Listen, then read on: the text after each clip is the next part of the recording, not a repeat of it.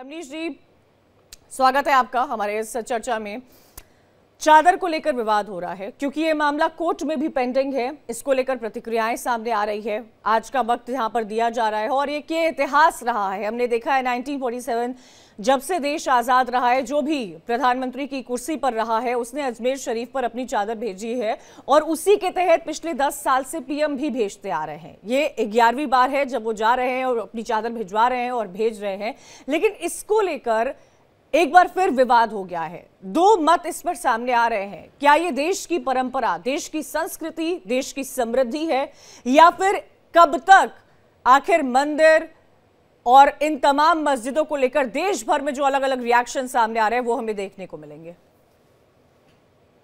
मुझे लगता है कि प्रधानमंत्री की जो सोच है, खासकर की बात करें, या भारतीय जनता पार्टी की, चूंकि भारतीय जनता पार्टी जो है संस्कारों वाली पार्टी मानी जाती है, उनके अंदर खास करके प्रधानमंत्री की बात करें तो उस एक कुशल प्रशासक और कुशल नेतृत्व का एक परिचायक के रूप में हम जानते हैं।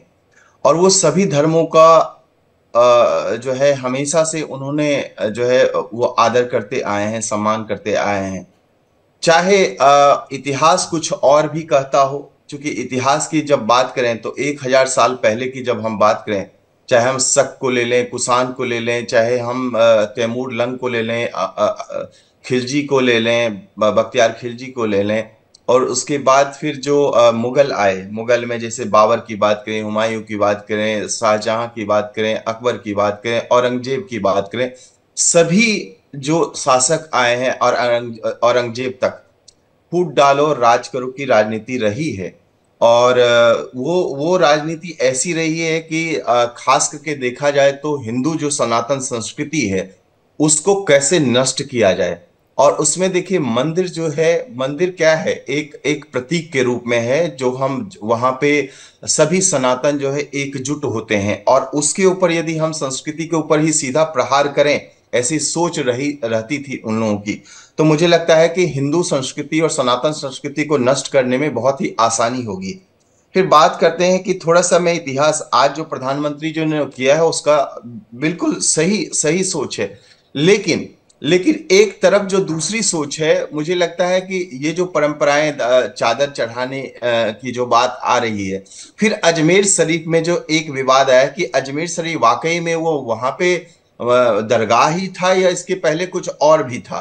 तो एक इतिहास की बात करें तो मैडम क्यूरी की बात करूं, सबसे पहली बात है 1949 में पीएम क्यूरी जो ब्रिटेन की इतिहासकार है, वो एक किताब लिखती हैं। उस किताब का नाम है the shrine and cult of Mugaluddin Chishti of Ajmer. 1989 में वो किताब लिखती हैं और 1989 में जी इसी किताब को लेकर जो वकील है हिंदू सेना के विष्णु जी, उन्होंने याचिका दाखिल की है और उनसे ये सवाल भी कोर्ट में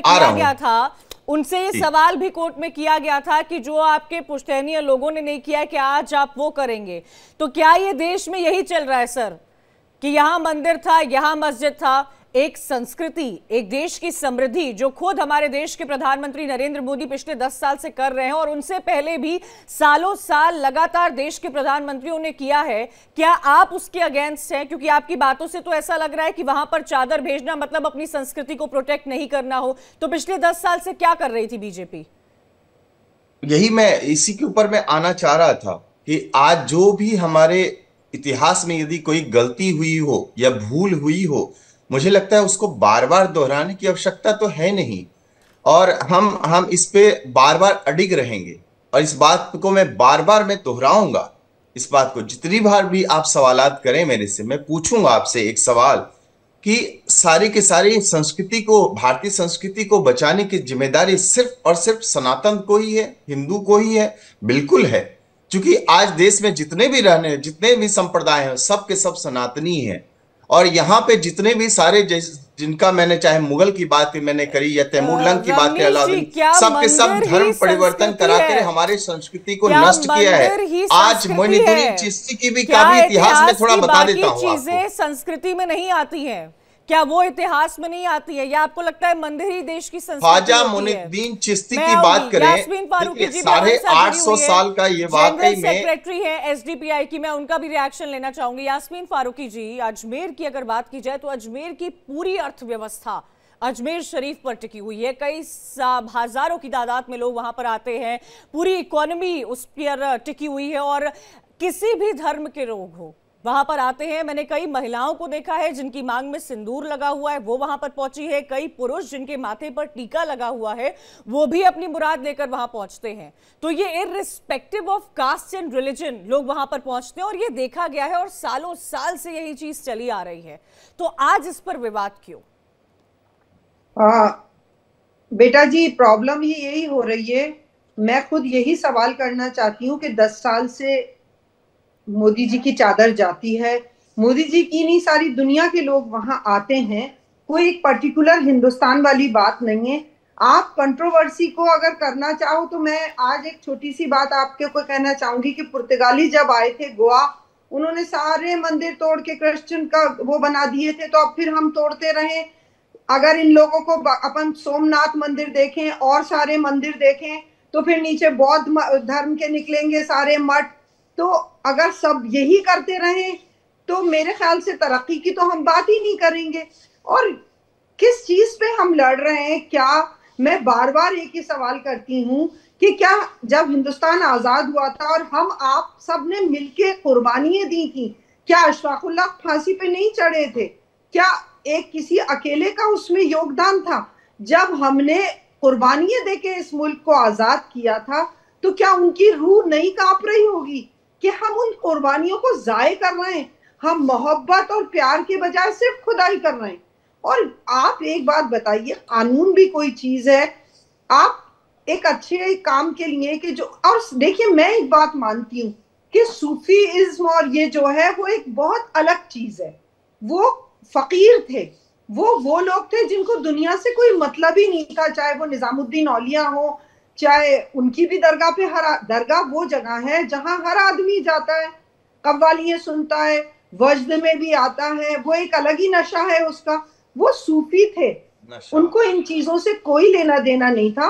और मैं फिर सबको हाथ जोड़ के यही बात कहूंगी कि हम प्यार मोहब्बत को नफरत में क्यों बदल रहे हैं? हम उनकी कुर्बानियां क्यों नहीं याद कर रहे हैं जिन्होंने अपनी जानें देकर और हिंदुस्तान आजाद करवाया, भारत को आजाद करवाया? क्या आप एक बार ये कह रहे हो कि सब सनातनी खून है और फिर आप झगड़े की बात कर रहे हो?